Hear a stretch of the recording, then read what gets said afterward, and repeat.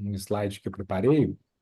Acho que é pertinente dizer que o vídeo que o professor César mostrou aí logo na abertura, ele me ajuda aqui a situar um pouco essa pesquisa, né? Que, na verdade, o meu principal fenômeno de observação já há alguns anos é o que a gente chama de plataformização, né? Que é o processo de transformação dos mais diferentes setores da vida social, da economia, a partir das lógicas das plataformas, que são muitas e muito diversificadas, né, mas que têm como característica aí a questão da economia de dados, que orienta aí os nossos usos, as políticas, modelos de negócio muito agressivos, né, que vão, em uma medida, transformando vários outros setores econômicos. Não é isso que está no título aqui da minha fala, mas eu chego nisso aqui em 2 slides no máximo, né? Então, aquilo que estava chamando de online lá, né? É um pouco esses inúmeros fenômenos que passaram a acontecer dentro das plataformas. Enfim, nós estamos dentro de uma agora, né? Então, um pouco desse é o ponto de partida. Esse estudo aqui especificamente, eu acho que vai um tanto além disso, né? Mas é bom lembrar que esse é um pouco do ponto de partida. Bom, esse é um estudo de casos que eu estou trabalhando nele, tem um interesse empírico, mas também um interesse conceitual, de trabalhar alguns termos que eu apresento na sequência. Estou caminhando, é a segunda vez na verdade, a terceira vez que eu falo desse tema. Apresentei numa conferência internacional no meio do ano, que falava sobre a inevitabilidade da inteligência artificial. Apresentei no encontro de pesquisadores da área de ciências sociais, que não é a minha área, enfim, mas que fui bem acolhido num grupo de inteligência artificial, e agora aqui nesse grupo tão querido e com foco na questão da sustentabilidade, na questão climática. Então, ele é parte de um projeto de pesquisa que está se encerrando agora, tem esse nome em cima: Mensurando as Incertezas, Partilhando Controvérsias, as Dinâmicas Contemporâneas de Plataformização da Ciência, projeto financiado pelo CNPq e pela FAPEMIG. Eu realizei vários estudos empíricos a partir desse estudo, coisas que têm até pouco a ver com o que eu vou dizer aqui hoje, né? Mas dos resultados desse projeto é esse artigo que está citado aí embaixo, publicado no início desse ano na revista da UFMG, num dossiê sobre inteligência artificial, no qual eu trabalho esse conceito de plataformização da emergência climática, né? Então, eu defino isso assim, como os modos, como as lógicas computacionais, econômicas e ideológicas das Big Techs atuam tanto para agravar quanto para propor soluções para os desafios socioambientais contemporâneos. Então, se plataformização é o modo como essas Big Techs e suas infraestruturas vão reconfigurando, né, diferentes setores e diferentes formas de vida. No caso da emergência climática, o que me parece interessante estar atento é como é que elas, ao mesmo tempo, contribuem para esse processo, e a gente fala disso na sequência aqui, principalmente através de um crescente consumo de energia, água, como a gente já falou em outros momentos, né? Mas também propõe um modo de vida mais acelerado, né? O aceleracionismo é uma questão que vai voltar aqui no final da minha fala. E, ao mesmo tempo, propõe as soluções, né? É o veneno e o remédio. Então, as soluções em termos de infraestrutura, em termos de soluções de inteligência artificial para otimizar consumo, para otimizar, diminuir emissões de carbono, enfim, né? Ou melhorar formas de mensurar os impactos ambientais. Então, é nesse lugar meio ambíguo, né, dessas grandes empresas se colocando ao mesmo tempo se colocando como parte da solução, ao mesmo tempo que são parte do problema, que eu localizo essa ideia de plataformização da emergência climática. Não é muito disso que eu vou falar aqui hoje, tá? Essa discussão está lá nesse artigo. O que eu vou propor é um passo à frente. Essa discussão de plataformização, que tem aí cerca de 15 anos nos estudos de comunicação e outras áreas afins, ela vem se direcionando nos últimos anos para o que a gente chama de estudos de infraestrutura, né? E essa mudança ela tem muito a ver com a escala e a complexidade que essas grandes empresas tecnológicas de escala mundial adquiriram, né? Então, vem parecendo para nós, pesquisadores que trabalhamos com isso, que é melhor tratá-la como uma infraestrutura ou como grandes infraestruturas do que apenas, entre aspas, plataformas, né? Então, é uma mudança conceitual, política e um jeito de olhar que vai tentando dar conta de uma abrangência um pouco maior que essas materialidades têm. Um pouco além disso, a ideia de que conhecimentos são produzidos junto com as infraestruturas, né? O exemplo que eu cito ali em cima do Edwards, ele é um pesquisador do campo dos estudos de ciência e tecnologia, o qual eu dialogo fortemente, e ele tem um livro interessantíssimo no qual ele faz ele conta como a ciência do clima se constituiu ao longo do século XX, né? Como uma grande empreitada científica que reuniu governos, universidades, centros de pesquisa, enfim, os mais diferentes tipos de instituição e de pessoas, conseguiram coordenar um trabalho de escala global para ter um conhecimento acumulado sobre o clima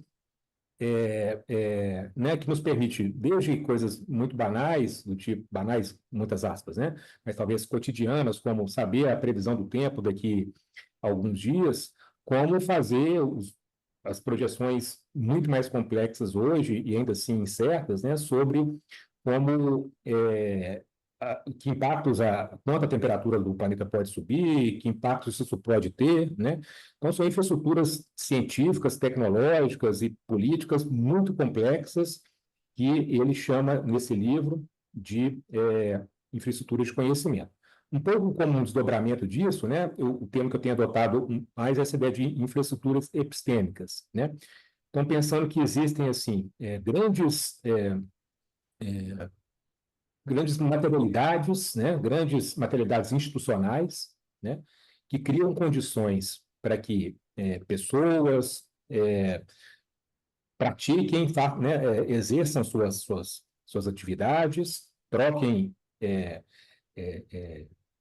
o máximo de informações criem condições de trabalho ali, e a partir dali criem modos específicos de pensar, organizar e atuar, né? Esse tema é bastante amplo, ele pode servir para muitas coisas. Assim, em alguma medida, uma universidade seria um excelente exemplo de uma infraestrutura epistêmica, né? E uma universidade pensando, inclusive, na sua lógica de ter um campus, de ter prédios, ter lugares de encontro, né? A questão dessas materialidades é muito importante aqui, pensar que, assim, o conhecimento não se constrói no vácuo, né? Ele precisa de ter infraestruturas que facilitem isso, né?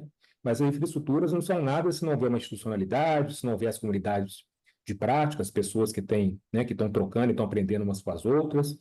Esse conceito vem sendo usado, por exemplo, para entender como grandes organismos internacionais estão gestando modos de governança em relação a indicadores de comércio internacional, das questões climáticas também, né? Enfim, é um conceito bastante amplo. Como que eu trago ele para cá, né? A minha ideia é trabalhar as plataformas como infraestruturas epistêmicas, né? E aí eu chego na questão da Google, da Amazônia, em instantes aqui. Então, a questão que está me norteando aqui, né, é o que as iniciativas de sustentabilidade da Google para a Amazônia, e aí quando eu falo da Google, eu estou trazendo a discussão de plataformas e plataformização aqui, né, como essas iniciativas, o que essas iniciativas nos informam sobre o papel que as plataformas, que as Big Techs, ocupam como infraestruturas epistêmicas voltadas para ações ligadas à emergência climática, né? Então, tem uma discussão aí dessas infraestruturas epistêmicas, mas olhando pelo ponto de vista das plataformas, dos dados, dos algoritmos, da inteligência artificial, tem a questão de uma grande, a maior Big Tech, né, que é a Google, na sua versão brasileira, e nesse movimento que a Google fez mais recentemente de voltar suas ações no país para a Amazônia. Bom, é, apresentar a Google seria uma coisa, enfim, ao mesmo tempo muito difícil inviável, né? Mas eu chamaria atenção essa é uma carta escrita pelo vice-presidente de sustentabilidade, e o trecho que eu grifei ali, ele retoma a missão fundadora da Google, né, que é organizar a informação do mundo e torná-la universalmente acessível e útil, né? Essa é a missão, então, que orienta a empresa desde o seu buscador, que é o seu serviço mais básico, até os dezenas, né, de outros serviços que trabalham com processamento e organização de informação em setores mais específicos. E o argumento dele aí é que essa missão fundadora pode ter um papel bastante importante na aceleração do processo climático em torno das questões de informação e de ação. Enfim, pode contribuir para acelerar o processo relativo às questões climáticas. A questão da aceleração aí, eu voltarei nela no final e ela vou trazer uma ambiguidade para esse termo, né? Mas não vou tratar dele tanto aqui agora. Bom, o que eu fiz aqui, isso aqui vai passar muito rápido, eu acho até que eu comentei isso numa apresentação anterior aqui no grupo, né? Esse movimento começou com o levantamento das ações que a Google divulga no seu blog, né, na sua página institucional, do que ela faz para a sustentabilidade no Brasil, né? Então, eu fui lendo todos e sistematizando essas iniciativas, e me chamou muito a atenção como, a partir de 22 para 23, né, a Google deixa de divulgar ali traduções praticamente de ações globais, né? Antes, praticamente o que era divulgado ali é que a Google Mundial está fazendo ação X, Y, Z, e passa a destacar as ações da versão brasileira, né? Da equipe, né? Enfim, brasileira, e com um alinhamento muito forte com a Amazônia. Né? Então, 2023, a partir dali, praticamente a Amazônia é o único lugar de preocupação, de ação da Google. Então, no estudo anterior, eu fiz esse mapeamento mais geral e agora eu estou tentando sistematizar essas ações voltadas para a Amazônia. Né? Me parece um marco importante, um evento que eles organizaram lá em 2023, para reunir atores dos mais diferentes setores, né, para discutir, enfim, mostrar possíveis soluções, trocar ideias. Esse mesmo evento foi repetido agora em 2024, né? Então, enfim, uma ação ali de relações públicas, de relacionamento e também de articulação de projetos.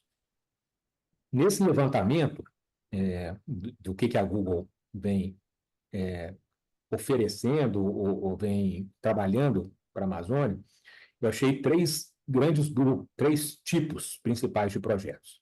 Eu vou falar mais do último aí, tá? Os data centers e inteligência artificial para análise geoespacial e monitoramento climático, mas posso falar um pouquinho sobre os dois outros, né? O primeiro fala de visão computacional. Visão computacional é um campo da inteligência artificial voltado para a leitura de imagens. Né? E então eles estão colocando a sua infraestrutura e sua tecnologia de inteligência artificial, mais especificamente de visão computacional, para poder fazer leituras de grandes acervos de imagens. Na verdade, são dois tipos de ação, né? Um deles é leitura de grandes acervos de imagem, como é o caso dessas fotografias que ilustram esse post aí, né? Que é uma ONG que tem um acervo enorme de fotos de plantas e faunas não catalogadas, então eles estão fazendo um trabalho ali de digitalização e de esforço de reconhecimento dessa imagem, para poder criar um grande banco de dados bem descrito, né? E também eu chamei ali nesse primeiro tópico de in the wild, né? Que quando a gente fala in the wild um pouco na computação, é um pouco assim daquilo, são os dados que estão ali na vida real, né? Mas nesse caso até tem um sentido duplo, porque são uso de visão computacional para poder rastrear as onças em determinados lugares da Amazônia, né? Então, ajudar a acompanhar por onde elas passam, quais os caminhos que elas estão fazendo, enfim, tem todo um esforço tecnológico de logística, vamos dizer assim, para poder e tudo isso em parceria, tá, gente? Isso é uma questão fundamental, assim. É a Google se colocando como parceira de instituições de vários tipos, inclusive governamentais. Eu chego nisso daqui a pouquinho. Um segundo tipo de ação bem mais específica é de uso de tecnologia que combina esse ML aí, é Machine Learning, né, aprendizagem de máquina, com bioquímica, para poder fazer rastreamento de origem de madeira extraída da Amazônia. Então, para combater a venda, né, internacional de madeiras ilegais, frutos de extração ilegal, eles vão detectando, vou tentar explicar, até onde eu entendo, na verdade, né, detectando composições bioquímicas de madeiras de regiões específicas, vão catalogando isso, enfim, e vão depois tentando identificar, também cruzando isso com dados retirados de madeiras localizadas em outros lugares, para tentar rastrear um pouco, acompanhar um pouco da onde veio aquela madeira, né? Esse se chama Floresta Digital, é um projeto que envolve essas instituições aí que estão nessa imagem, né? É, Tem, enfim, o universitário é a RU, é a USP, também ONGs com diferentes setores. Esse é um projeto que eu ainda não fui muito a fundo, né? É apenas um dos três eixos aqui. E o que eu vou falar com um pouco mais de detalhe aqui é esse terceiro, que é a Google oferecendo infraestruturas, e aí quando eu chamo de infraestrutura aqui, é basicamente grandes centros de dados, data centers, né? É, capacidade de servidor, né? Junto com inteligência artificial, né? Para aperfeiçoar a análise geoespacial e o monitoramento climático. Análise geoespacial voltada principalmente para queimadas. Bom, talvez aqui vale um pequeno parênteses, né? Assim, que é o tamanho da encrenca que eu fui me metendo um pouco nesse estudo, né? Porque eu sou um pesquisador de comunicação, doutor em estudos linguísticos, Vera sabe disso, foi minha professora, mas que tem um olhar, enfim, muito interdisciplinar, né? Então, parte da plataformização, caio na ideia da infraestrutura epistêmica, trago a questão da sustentabilidade, muito motivado por esse grupo como um tema, vou olhar para a maior plataforma de todas, que é a Google, triangulo isso tudo e, de repente, estou mapeando esse tipo enfim, né, essa complexidade de ações que fogem muito à minha compreensão de especialidade, né? Então, acaba aqui, talvez eu resgate aqui um pouco nesse processo, meu trabalho jornalístico de origem mesmo, né? De olhar ali como leigo questões que a gente não entende e tentar, pelo menos, descrevê-las e compreender as suas questões fundamentais, né? Bom, esses projetos, então, geoespaciais, né? Eles são centrados principalmente nessa plataforma, né? Na verdade, nessa grande infraestrutura, né? Que é chamada Google Earth Engine, né? A gente está muito acostumado com o Google Maps, né? Que é aquele que nos orienta pelas cidades, a partir dos mapas.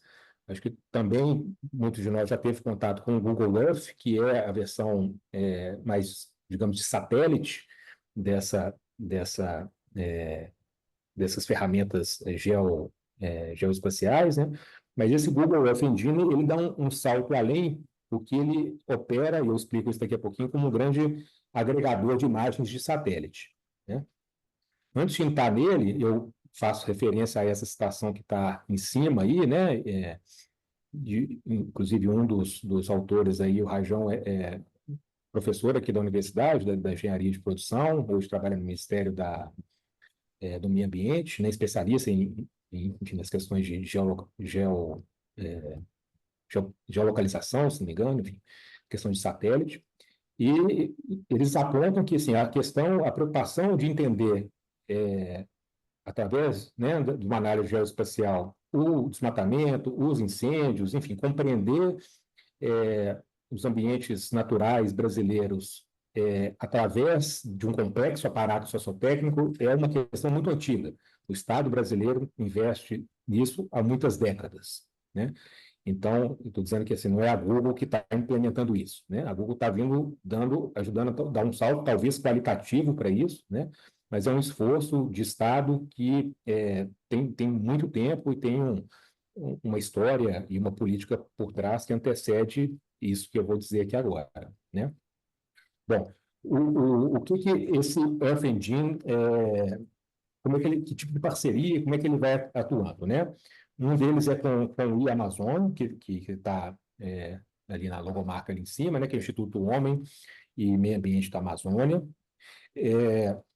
Esse sistema de alerta de desmatamento, né? Isso aí, essa tela que está aí, ela é um release, né? Um material de divulgação do próprio Amazon, anunciando a parceria com a Google, que começou, para minha surpresa, quando eu descobri isso, no início da década de 2010, né? Assim, não é. Eu descobri isso através dos anúncios recentes da Google, mas quando fui investigando um pouco, isso já tem bons anos, né? E uma integração, então, que permite que o tempo de processamento, análise e divulgação de dados, segundo o anúncio dele de 2013, né, já de um bom tempo, fosse reduzido pela metade. Então, naquele momento, em 2013, já havia uma otimização, uma aceleração grande do modo de operar, né, desse sistema de alerta de desmatamento, mais ou menos no mesmo processo, o sistema de monitoramento de exploração madeireira, né, que é o CIMEX. Bom, uma outra parceria é com o Mapiomas, né, que é uma rede de instituições que trabalham com rastreamento de desmatamento, queimadas e outros recursos, não só na Amazônia, mas no Brasil todo, né? A parceria da Google com o Mapiomas começou em 2015, né?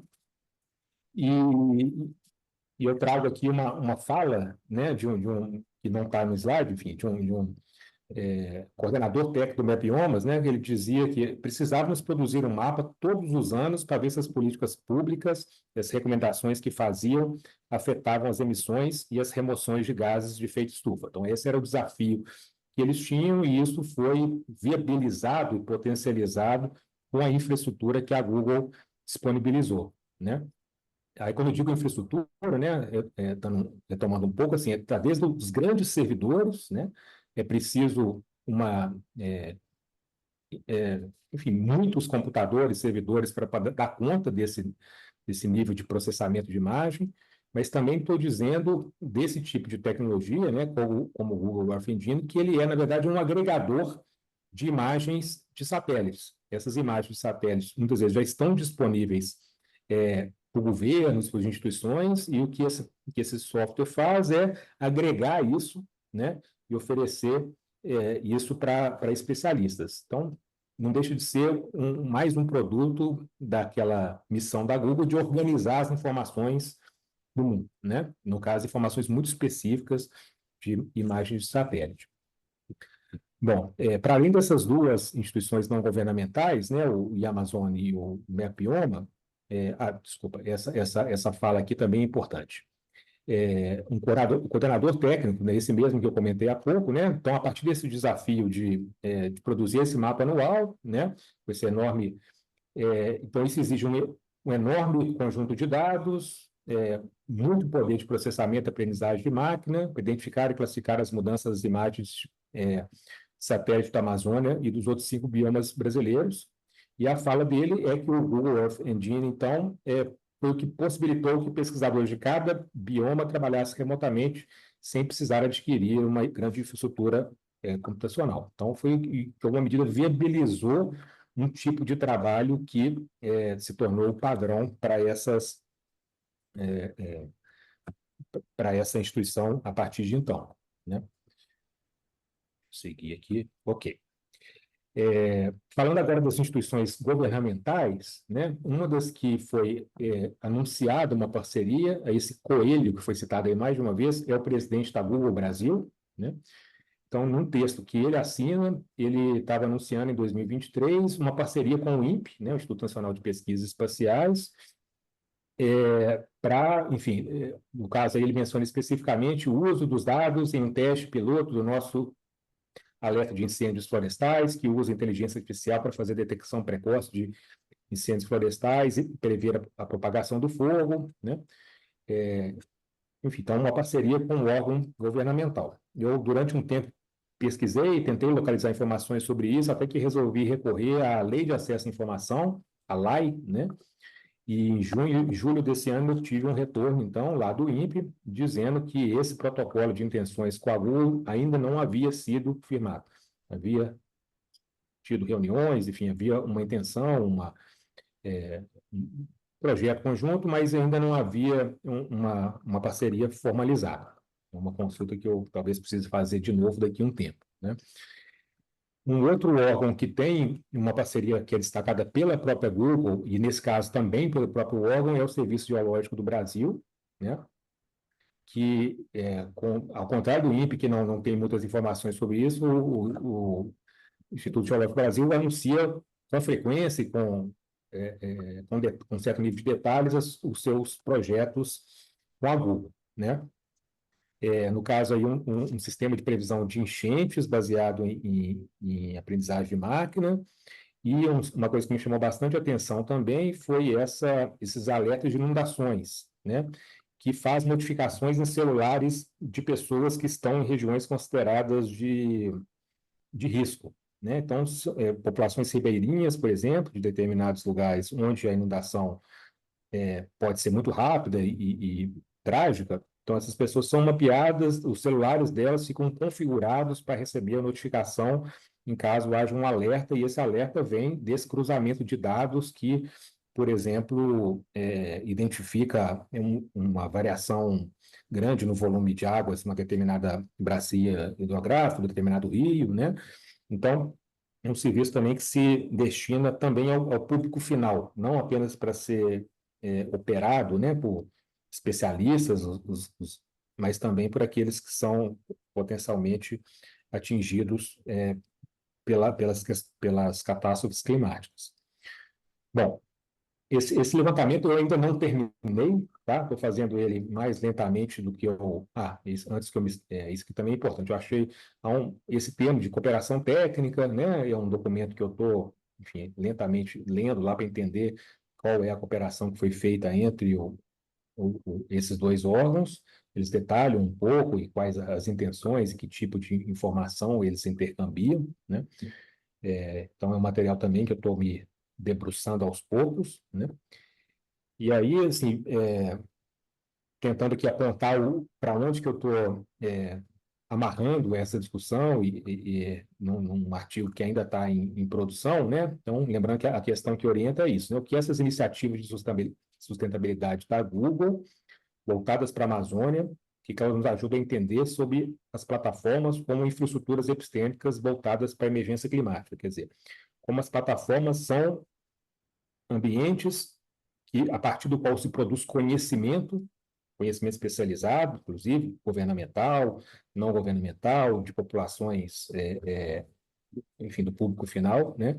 Esse conhecimento voltado para mitigação, para combate, para diminuir prejuízos, enfim, ligados às questões climáticas, né? O que me, o que me chama atenção até o momento, né? Assim, as plataformas, ao meu ver, são infraestruturas epistêmicas, né? Que nesse caso especificamente, assim, me chama a atenção como, em um primeiro momento, o que se alardeava, né? Era o grande poder computacional que no caso, que a Google poderia fornecer, né? Essa frase que está entre aspas aí, 15 anos em poucos dias, é uma frase uma fala do coordenador técnico do Mapiomas. Ele diz então que eles demorariam 15 anos para fazer, com a parceria com a Google, eles conseguiam fazer em poucos dias, né? Então, isso permanece, não há dúvida nenhuma, essa infraestrutura de poder computacional, ela ainda é fortemente dependente dessas big techs, né? Mas agora também, né, há um movimento, pelo menos discursivamente, apontado para a direção da inteligência artificial e da aprendizagem de máquina, né? não que antes não houvesse, né? Assim, qualquer poder computacional como esse, ele está processando dados também, mas agora há uma ênfase na questão da inteligência artificial e claramente, então, uma contribuição, vamos dizer assim, da plataforma, da Google, para identificar, classificar, prever, né, assim, efetivamente trabalhar esses dados de um modo que tem menos a ver, ou não apenas a ver com velocidade, como era colocado antes, ou eficiência, e é uma mudança talvez qualitativa, no modo como se pode enxergar a floresta de cima para baixo, como se pode informar as pessoas que estão na base, como se pode é, é, organizar acervos de fauna e flora e por aí vai, né?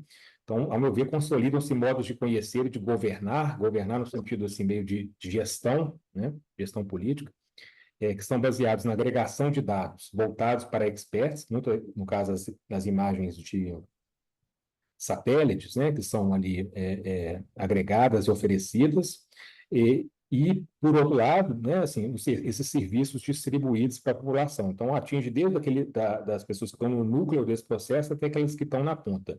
Então, um conhecimento diversificado e abrangente, né?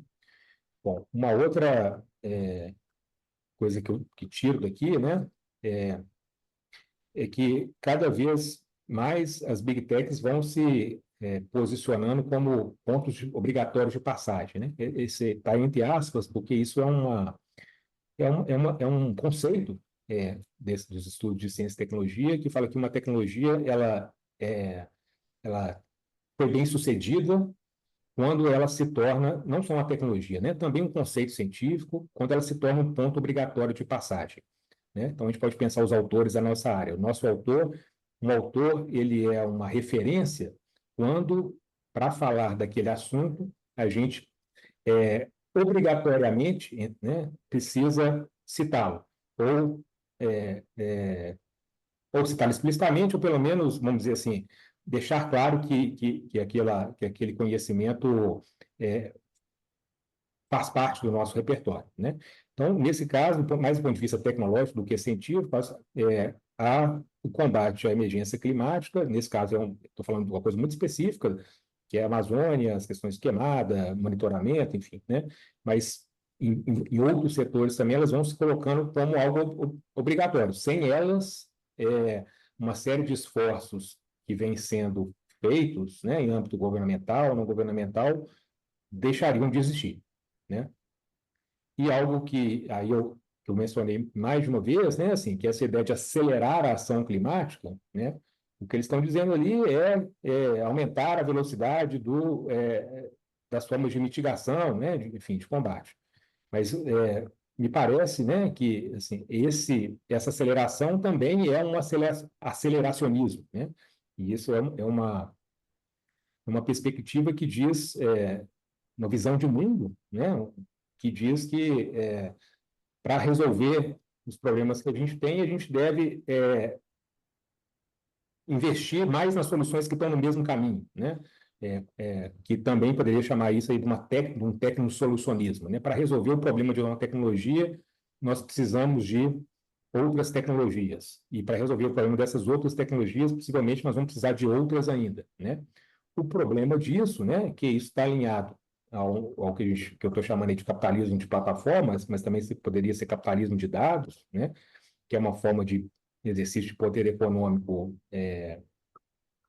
enfim, né, tem uma intenção econômica por trás disso, e daí um dos paradoxos dessa plataformização da emergência climática, né, se resume um pouco nessa manchete que eu coloco aí, de uma matéria do The Guardian, um jornal inglês, né?